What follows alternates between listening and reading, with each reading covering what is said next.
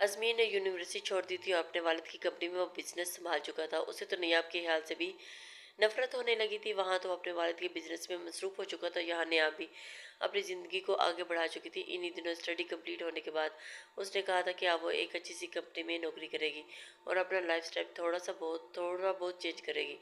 मगर उसकी माँ ने तो फौरन कह दिया था कि उसकी कोई ज़रूरत नहीं, नौकरियाँ करने की किस चीज़ की कमी है तुम्हें भला, घर में बैठकर इज्जत की दो वक्त की रोटी मिल रही है ना, और क्या चाहिए। वाकई उसे नौकरी करने की फिलहाल ज़रूरत तो नहीं थी। जिस घराने से ताल्लुक़ रखते थे वहाँ पर इतनी अमीरी तो नहीं थी, मगर गुर्बत भी नहीं थी। ज़रूरत की हर चीज़ घर में मौजूद थी। इन्हीं दिनों उसके चचाजाद कज़न अरहम का रिश्ता आया था और उस वक़्त उसके कमरे में बैठी थी जब उसके चचा चची आए थे और उसे बड़े प्यार से मिले थे। उन्होंने फ़ौरन से नियाब का हाथ मांग लिया था और घर वालों को भी कोई एतराज़ नहीं था, क्योंकि अरहम पढ़ाई के बाद इंग्लैंड चला गया था और वहीं पर उसकी अच्छी खासी नौकरी भी लग चुकी थी। अभी वो चंद रोज़ पहले ही बाहर से आया था, मगर उन्हें तो बिल्कुल भी अंदाज़ा नहीं था कि वो यूं नेहाब को रिश्ता भी मांग सकते हैं। उन्होंने जल्दी से हाँ कर दी थी और नेहाब भी खुश थी अरहम अरहम के लिए। और उसके दिल में पहले तो कोई खास जज्बात नहीं थे, लेकिन लेकिन जब उसे उसके घर वालों ने अरहम की तारीफ़ें की थी तो वो दिल ही दिल में को अपना सब कुछ मान चुकी थी। बड़े अजीब से ख्यालात उसके दिमाग में आ रहे थे, जैसे उसके सपनों के शहजादा अरहम वो उसके साथ शादी के बाद घुमा फिरा फिरा करेगा, रेस्टोरेंट जाया करेगा और हर वीकेंड पर शॉपिंग तो लाजमी किया करेगा। और फिर जब रात होगी तो अरहम के साथ उसके कमरे में मौजूद होगी और अरहम बिल्कुल खुमार भरी नज़रों से उसकी जानिब उसे देखेगा। ये सोचकर तो वो खिलखिलाकर हंसी थी और फौरन ही अपना चेहरा अपने हाथों के प्यालों में लेते हुए छुपा से गई थी। और वो अरहम वही कहीं मौजूद हो, उसे देखकर देख रहा हो। शर्म के मारे उसकी सांस तेज हो जाया करती थी और हरम हरम को इस चीज़ का एहसास हो चुका था।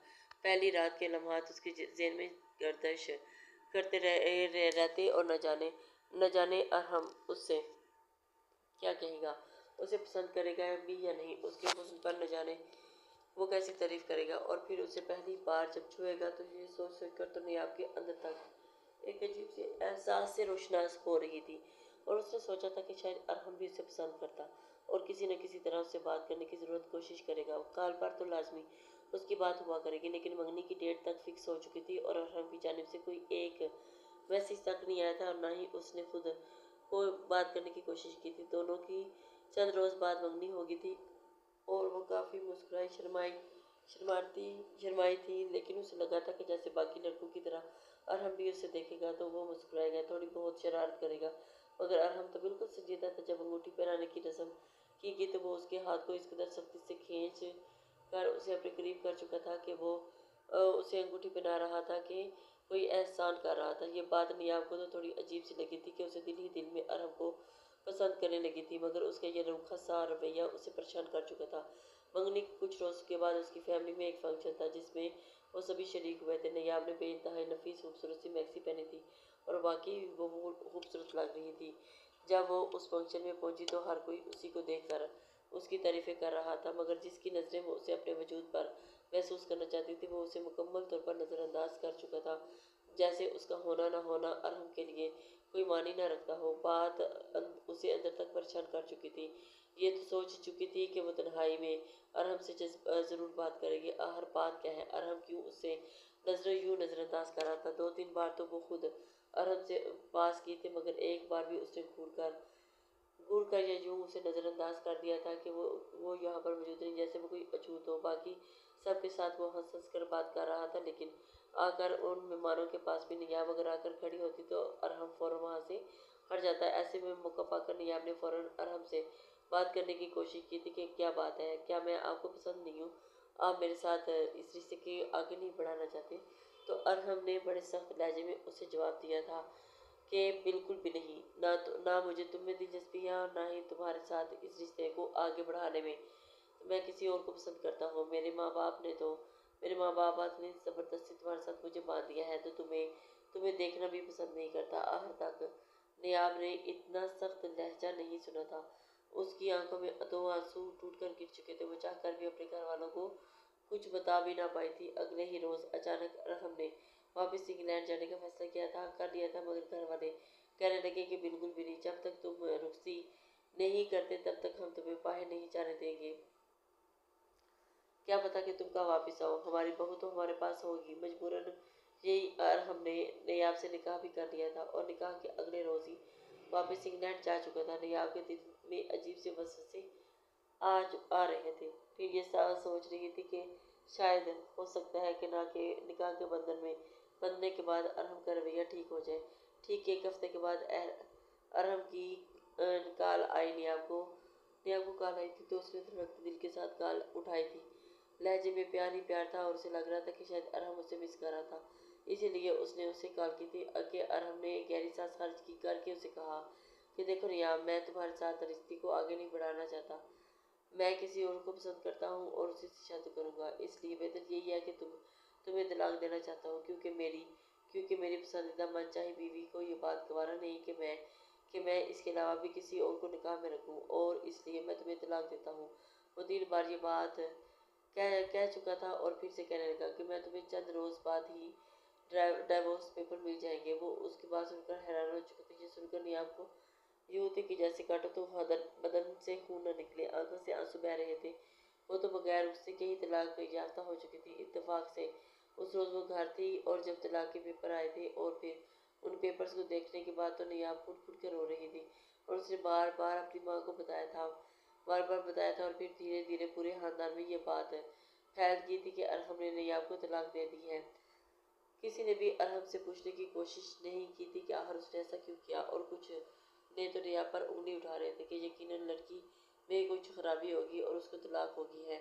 वहाँ पर अरहम ने जिस लड़की को के साथ निकाह किया था वो उसके पैसे के ही पीछे थी, इसके अलावा उसका कोई इंटरेस्ट नहीं था। मगर अरहम की आंखों पर इसके प्यार की पट्टी बंधी थी और वो उसके साथ इंतहाई नजेबा लिबास पहनकर घूम फिर रही थी।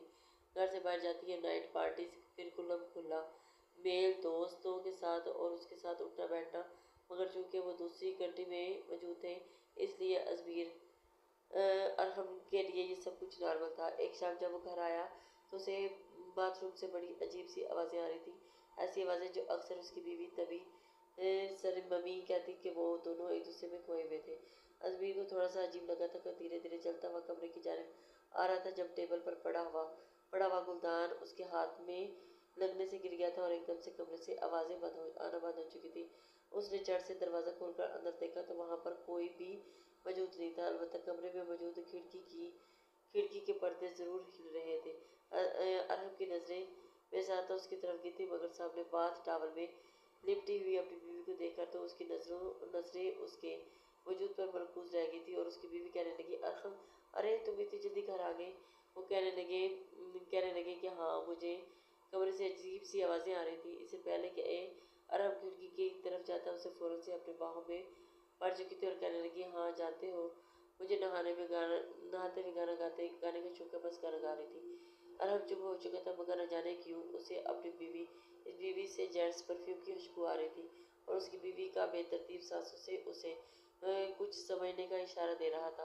बहुत कुछ गलत यहाँ पर हो चुका था, मगर वो शायद और समझने के स्टेट में नहीं था। और एक शाम जब अरहम घर आया तो सामने का मंजर देखकर उसका हलक तक खुश हो गया था, और वो अपनी बीवी को सरप्राइज देने आया था, मगर वो उसके बॉयफ्रेंड के साथ इंतहाई नजेबा हालत में मौजूद थी और दोनों एक दूसरे की बाहों में बाहें डालकर बैठे थे। और जिस तरह से हालत थी, अरहम का तो सर घूम कर रह गया था और उसने उस लड़की को बहुत पीटा था, मगर बीच में उसकी बीवी आ चुकी थी और कहने लगी, खबरदार, जो तुमने मेरे बॉयफ्रेंड को मारा तो क्या हो गया तुमको?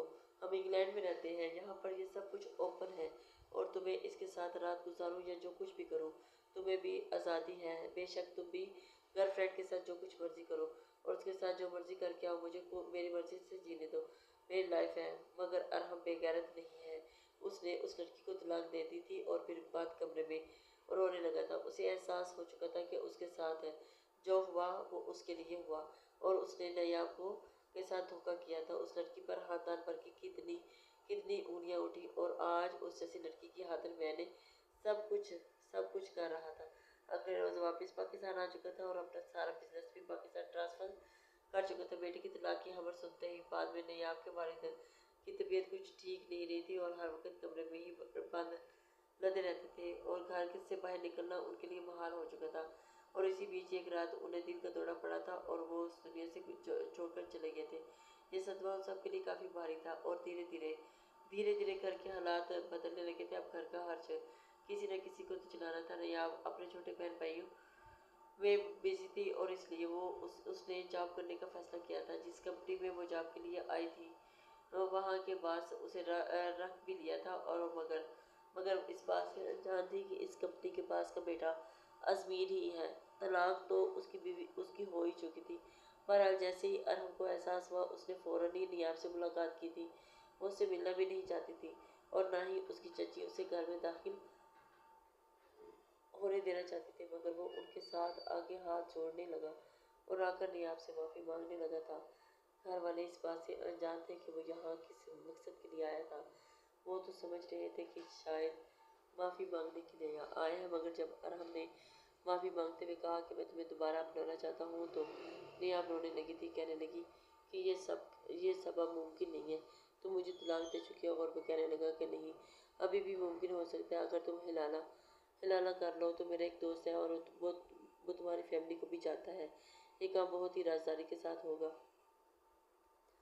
تم اس کے ساتھ نکاح کر لو، پھر وہ تمہیں طلاق دے دے گا، ہم دونوں شادی کر لیں گے۔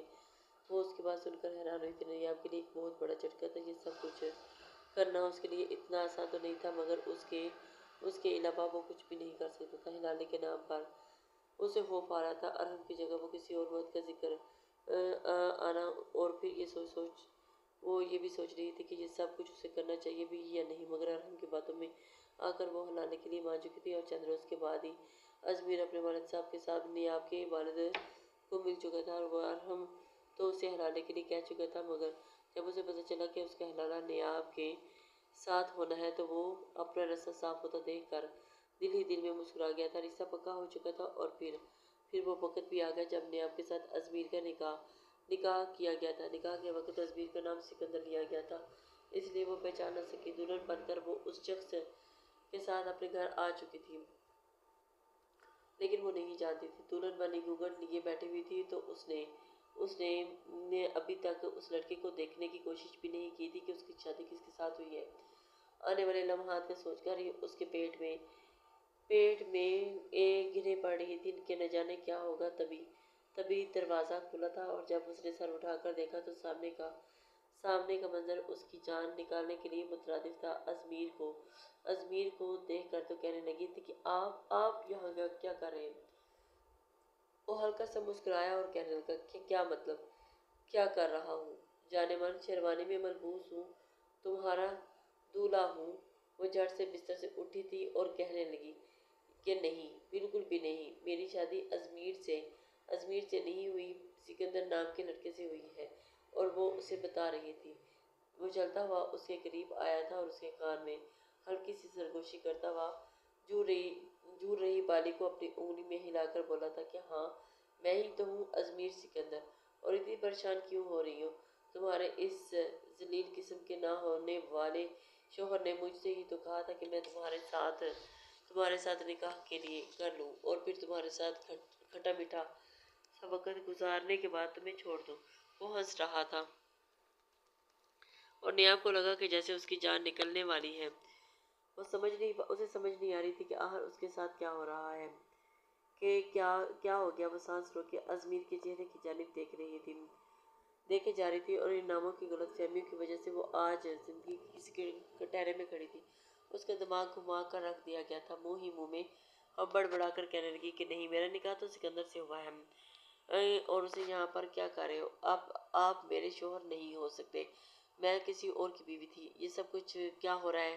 وہ ایک دم سے بوجھ ازمیر میں کسی طرح سے کوئی برائی نہ تھی، بس یونیورسٹی میں جس طرح وہ لڑکیوں کو استعمال کرتا تھا، وہ سوچ کر ہی اس سے شدید نفرت کرنے لگی تھی، اور اسے محسوس ہو رہے تھے۔ وہ کہنے لگی کہ ابھی بھی وقت ہے، کبھی چھوڑو مجھے طلاق دو، تم میرے ساتھ حلالہ نہیں کرو گے، میں کسی اور مرد کے ساتھ حلالہ کروں گی، چھوڑو مجھے۔ مگر ازمیر کو ایک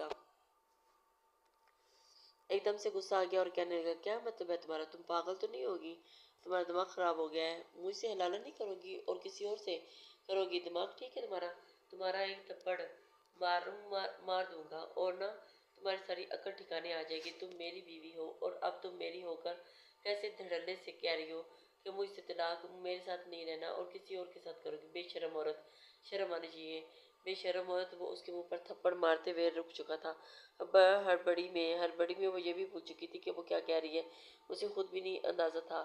ازمیر سکندر کہنے لگا کہ اپنے کردار کو مت گراؤ، سمجھی، کوئی گڈے گڑیا کا کھیل نہیں ہے، اپنے دماغ کو درست کرو، کام لو۔ مجھے تو لگا تھا کہ تم کچھ سدھر گئی ہوگی، لیکن تم تو آج بھی تمہارا دماغ ویسے کا ویسا ہی ہے، بھوسا بھرا ہوا ہے تمہارے دماغ میں۔ اور پھر جلد باز عورت کہیں کی۔ ازمیر اسے اچھا خاصا ڈانٹ چکا تھا اور وہ دلہن بنی روحانسی سی ہو گئی تھی اور اسے خود ہی شرمندگی ہونے لگی تھی، اور وہ اس کی جانب دیکھتے کہنے لگی تھی، بھلا کیسی بات کر چکی ہو۔ آج اس کی ازمیر کے ساتھ سہاگ رات تھی، اور وہ کہنے لگا کہ کیا یار، زندگی میں پہلی بار شادی کی ہے میں نے، پہلی بار ہی سہاگ رات منانی ہے، اور کیا تم عجیب ہی اپنا موڈ بھی خراب کر رہی ہو اور میرا بھی۔ چلو شاباش، جلدی سے، کوئی فیلنگس ہی نہیں آ رہی تو میری بیوی ہو۔ اسے سمجھ ہی نہیں آ رہی تھی اور وہ اسے کندھوں سے پکڑ کر بیڈ پر بٹھا چکا تھا اور گھونگھٹ میں ہد گرا چکا تھا۔ کہنے لگا کہ میں اب آؤں گا، تمہارا گھونگھٹ اٹھاؤں گا، اور تم نے بالکل دونوں کی طرح سے شرمانا ہے جیسے دلہن شرماتی ہیں۔ وہ اسے بتا چکا تھا، چاہتی تو نہیں تھی مگر پھر بھی چپ چاپ وہ بیڈ پر بیٹھ چکی تھی، اور پھر اس کے پاس آیا تھا اور گھونگھٹ کو اٹھا کر وہ اس کے پاس اٹھایا تھا، اور اگلے ہی پل اس کے چہرے کو تھام کر اس کی جانب اس کے لبوں پر اپنے لب رکھ دیے تھے۔ یہ سب دیکھ کر کچھ اتنا اچانک ہوا تھا کہ نیاب اس سب کے لیے تیار ہی نہ تھی، مگر وہ اس کی باہوں میں مچل کر رہ گئی تھی۔ وہ کہنے لگا کہ واقعی بے حد خوبصورت لگ رہی ہو۔ اس کے سینے پر مکے مار کر کہنے لگی کہ ہر لڑکی کے ساتھ ایسے کرتے ہو نا، آپ کو پتہ نہیں ہے کہ کتنی لڑکی کو ٹیشو پیپر کی طرح استعمال کیا ہوگا اور کتنی لڑکیوں کے ساتھ زندگی خراب کی ہوگی، حلالے کے طور پر راتیں گزار چکے ہوں گے۔ وہ اسے طنز کے تیر چلا رہی تھی۔ ابھی تک اس کے دل میں یہ وسوسہ قائم تھا، جانتا تھا کہ اس لڑکی کی وجہ سے یہ ایسا بول رہی ہے، اور جانتا تھا کہ بعد میں اس ڈرامے باز لڑکی کی اصلیت ازمیر کے سامنے پر کھل چکی تھی، مگر بس حقیقت نیاب کو ہی نہ پتہ تھی۔ وہ رات اس کے ساتھ بھرپور انجوائے کر چکا تھا اور اس کے ساتھ آگے زندگی گزارنے کے پلان بن چکے تھے۔ ایک پل کو بھی اس نے اس پر رحم نہیں کیا تھا اور ساری رات اس کے ساتھ تعلق قائم کرتا رہا تھا۔ بستر کی چادر بھی رنگین ہو چکی تھی، جو اس بات کا ثبوت بھی تھی کہ یہ لڑکی صرف اور صرف اسی کی ملکیت ہے۔ رات کے 2 بج چکے تھے جب وہ سسک کر ازمیر کی منتیں کر رہی تھی۔ رونے لگی تو ازمیر سکندر نے ایک نظر اسے دیکھا تھا اور کہنے لگا کہ کیا ہوا، سسک کیوں رہی ہو میری جان؟ ابھی تو اس کے جانے من اس کے یوں کہنے پر اسے غصہ ہی آ رہا تھا اور اسے گھور کر دیکھنے لگا تھا، جان بوجھ کر اس کے وجود پر حاوی ہو کر اس سے دور، اس قدر زور سے بھینچ گیا تھا کہ سسکاری نیاب کے لبوں سے نکل گئی تھی، اور کہنے لگا کہ رسی جالگی پر بال نہیں گیا۔ کیوں اس طرح کر رہی ہو محترمہ؟ پوری رات لگا دی، اس کے باوجود بھی تمہارے نخرے ختم نہیں ہو رہے، ماتھے پر بال لو، آخر کہنا کیا چاہ رہے ہیں؟ ہاں، اپنے منہ کے زاویے ٹھیک رکھو، ورنہ تب تک نہیں چھوڑوں گا جب تک میرے آگے گھٹنے نہیں ٹیک دیتی۔ وہ اسے دھمکا چکا تھا۔ نیاب تو اس معاملے میں ویسے بھی اس سے ہار ہی چکی تھی کہ اسے لگا تھا کہ جیسے مزید یہ شخص اس سے قریب آتا رہا تو وہ بے ہوشی ہو جائے گی، اگلی صبح ہونے تک اسے نہیں چھوڑے گا، اور اسے پورے وجود میں نیاب کے درد ہو رہا تھا، اور اس نے پین کلر کھا کر پانی کے گلاس پیا تھا اور صبح اٹھتے ہی ازمیر سے طلاق کی فرمائش کی تھی، مگر وہ ایسا فلک شگاف کہکا لگا چکا تھا کہ نیاب کو لگا تھا کہ جیسے اس نے کوئی انوکھی چیز مانگ لی ہو۔ وہ کہنے لگا کہ تمہیں لگتا ہے کہ میں تمہیں چھوڑ دوں گا؟ دل آ گیا تم کا، پسند کرنے لگا ہوں تمہیں، مر جاؤں گا تمہیں، طلاق نہیں دوں گا۔ یہ کہتے ہوئے ایک بار پھر اس کے آگے اس کے قریب آیا تھا، اور وہ کہنے لگی کہ آپ ایسا کیسے کر سکتے ہیں؟ اور ہرگز نہیں، میں ابھی ارحم کو کال کر کے بتاتی ہوں، آپ نے مجھے ابھی کے ابھی طلاق دینی ہے، میں ارحم سے شادی کروں گی۔ مگر ایک زوردار تھپڑ ازمیر نے اس کے چہرے پر رسید کیا تھا، اس کے منہ پر دے مارا تھا، اور وہ سوچ کر حیران تھا کہ یہ کیسی بدکاری ہے، اور وہ کہنے لگا، ہرگز نہیں، تمہیں کسی نے سکھایا نہیں کہ شوہر کے سامنے سابقہ منگیتر کا ذکر نہیں کرنا چاہیے؟ اور اب وہ تمہارا ماضی تھا، تو میں تمہارا مستقبل ہوں اور تم ہی ہو میری بیوی اور میری ہی رہو گی۔ مگر نیاب پھٹ پھٹ کر رونے لگی تھی اور کہنے لگی، نہیں، ایسا ہرگز نہیں ہو سکتا، آپ جیسے شخص کو میں کبھی بھی اپنا ہم سفر نہیں مان سکتی، جو کتنی ہی لڑکیوں کے ساتھ رشتہ کام کر چکا ہو، ان کی زندگیاں برباد کر چکا ہو۔ وہ اسے روئے جا رہی تھی اور اسے ازمیر ایک گہری سانس لے چکا تھا۔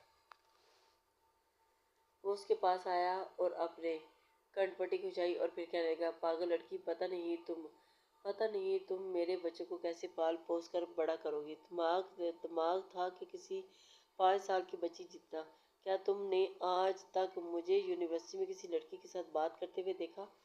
وہ اس کے پاس قریب آیا تھا۔ کرتے دیکھا تھا، میرے پاس بھی تم خود آئی تھی۔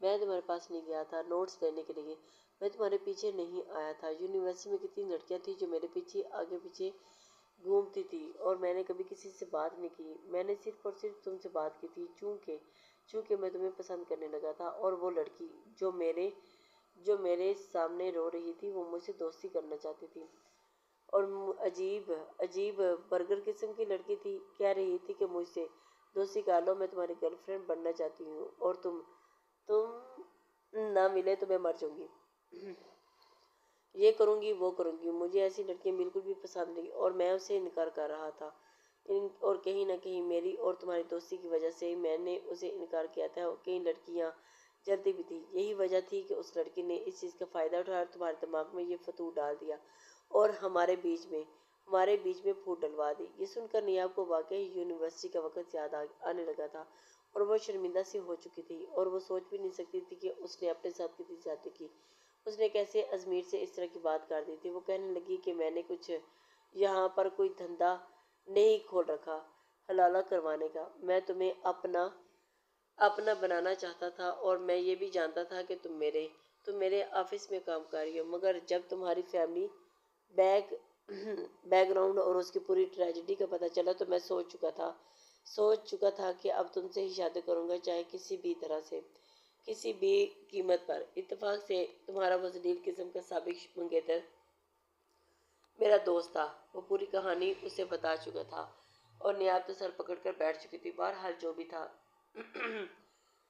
اب ہو چکا ہے، جو بھی ہو چکا ہو۔ وہ ایک گہری سانس کر چکا تھا اور پھر اسے دیکھنے لگی۔ ازمیر بھی مزید اسے کوئی صفائی نہیں کرنے والا تھا۔ اگلے روز وہ دونوں ہی نیاب کے مائکے گئے تھے، جہاں پر اس کی ماں اور چھوٹے بہن بھائی ازمیر کے ساتھ خوب باتیں کی تھی، اور اس وقت نیاب خوب شرمندہ تھی۔ ایسے لگ رہا تھا کہ جیسے وہ سکندر سے پہلے بھی ملتے ہوں، وہ اس قدر اس کے ساتھ اٹیچ تھے، یوں سکندر ان کے ساتھ گل مل چکا تھا، اور وہ گر گر کر اسے دیکھ رہی تھی۔ اسے یوں گرتا دیکھ کر کہنے لگا تھا کہ تم واحد لڑکی ہوگی جسے اپنے شوہر کا اپنے بہن بھائیوں کے ساتھ بولنا اچھا نہیں لگ رہا، ورنہ لڑکیاں تو خوش ہوتی ہیں کہ ان کے شوہر ان کے بہن بھائیوں کے ساتھ ٹائم سپینڈ کرے، ان سے باتیں کرے اور ان کے ساتھ گھل مل جائے، اور تم ہو کہ تمہیں بالکل بھی اچھا نہیں لگا۔ یہ سن کر نیاب اپنا چہرہ جھکا چکی تھی اور دھیرے دھیرے نیاب کا رویہ بھی بہتر ہونے لگا تھا۔ ہر رات جب وہ کمرے میں آتی تو ازمیر پہلے سے ہی تیار بیٹھا ہوتا، کبھی شرٹ لیس تو کبھی اسے دیکھ کر اپنی شرٹ کے بٹن کھولنے لگتا اور پھر تحقیرانہ انداز میں کہتا، ادھر آؤ، مجھے تمہارے ساتھ یہ رات بھی انجوائے کرنی ہے۔ وہ تڑپ کر کہتی کہ بس ہوگی، ہاں، اسی لیے تو شادی کی ہے آپ نے مجھ سے، کہ روز آپ یہی کام کرنے کے لیے تو آئی ہوں میں۔ اور وہ اس کے ساتھ بڑی ڈٹھائی کے ساتھ کہتا کہ ہاں اور کیا، تمہیں ڈیکوریشن پیس بنا کر لایا ہوں، میں بیوی ہوں اور اسی کام کے لیے آئی ہوں، میرے لیے حلال کر دی گئی ہو، اور اسی لیے تمہارے ساتھ یہ سب کچھ میں جیسے مرضی، جب مرضی، جتنی بار مرضی کرنا چاہوں کر سکتا ہوں، تو تمہیں کیا تکلیف ہو رہی ہے؟ مجھے شریعت نے بھی یہ حق دیا ہے، نکاح نے یہ حق دیا ہے، اور تمہارا کام اپنے شوہر کے حکم پر اپنا سر جھکانا ہے، اس کی آواز کرنا کہ چپ چاپ میرے حوالے کرنا ہے۔ اسے کہتے ہوئے اس کے لبوں پر اپنے لب وہ رکھ چکا تھا اور اس کے قید کر چکا تھا۔ شروع میں تو اسے اس بات تک کا احساس نہیں ہوا تھا اور جھوٹ سی کی تھی، مگر یہ اس کا پیار تھا کہ اس نے نہ صرف اس کے ساتھ بلکہ سب کے ساتھ सब करता बल्कि ख्याल भी करता था। दिल की दिल बातें करता और काम काम के बारे में बताता। वो भी उससे अपने छोटे मोटे मसाइल बताने लगी थी, उसे लाजमी बताया करती थी। इसी तरह दोनों में थोड़ी बहुत अंडरस्टैंडिंग स्टार्ट हो चुकी थी। धीरे धीरे कब उन दोनों को एक दूसरे से बेतहाशा मोहब्बत हो गई थी, मालूम ही ना हुआ कि अब तो नहीं। अब इंतज़ार किया करती थी उसे अजमीर की बाहों में पनाह लेने की। इस कदर आदत हो चुकी थी कि अगर उसे किसी रोज़ वो काम से थका होता तो वो टुकुर टुकुर उसे देखती रहती कि कहीं वो मुझसे नाराज़ तो नहीं है। बहरहाल गिले शिकवे धुल चुके थे और चंद माह के बाद ही नियाब की तबीयत खराब हुई थी तो वो डॉक्टर के पास ले गया था। डॉक्टर ने खुशखबरी सुनाई थी कि नियाब मां बनने वाली है। तो अजमेर की खुशी की कोई इंतहा न रही थी। वो खुशी बताने के लिए दोनों मिठाई और केक के साथ नियाब के मायके पहुंचे थे। तो वहाँ वो सभी लोग अलग परेशान होकर बैठे थे। पूछने पर भी पता चला कि अरहम दोबारा से इंग्लैंड गया था और वहाँ जाकर उसने एक और लड़की से ग्रीन कार्ड के लिए उससे निकाह कर लिया है, शादी कर ली और वो उसका सारा बैंक बैलेंस लेकर उड़ चुकी है।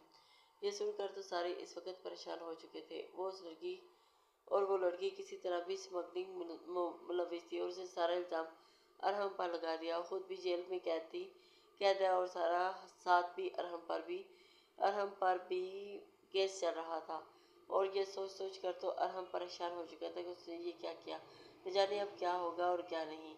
तुम्हारे चचा चची बहुत परेशान है तुमसे। नियाब गहरी सांस खारिज करके रह चुकी थी और उस वक्त शुक्र अदा करने लगी थी जब उसने अजमीर जैसे शख्स का हाथ उसके हाथ में दिया था। और वो खुदा नहासा अपनी बदजुबानी और हठधर्मी की वजह से अरहम की बातों में आकर सिकंदर के साथ अपना रवैया बराबर बुरा रखती भी तो उससे तलाक लेती थी। अरहम जैसे दोगले शख्स के साथ तो एक बार फिर से बर्बाद कर देना था। वो उस वक्त मुस्कुराकर अजमीर की तरफ देखने लगी थी और अजमीर सबकी नज़रों से छुपकर उसके कान में सरगोशी कर रहा था। उसके करीब आकर कहने लगा, मोहतरमा ऐसे मत क्यों, मुझे कुछ हो रहा है और ये ना हो कि आज रात फिर आपके साथ ऐसा कुछ कर दूं कि सुबह आप अपनी कमर पकड़कर चलती फिरें। उसकी बात सुनकर तो वो उसके पेट में मुक्का मार चुकी थी और बहुत मुश्किल से अपनी चीखें रोक के रह गया था। और नियाब शर्मा कर अपना सर झुकाकर हंस रही थी और फिर अपनी छोटी बहन की बात का जवाब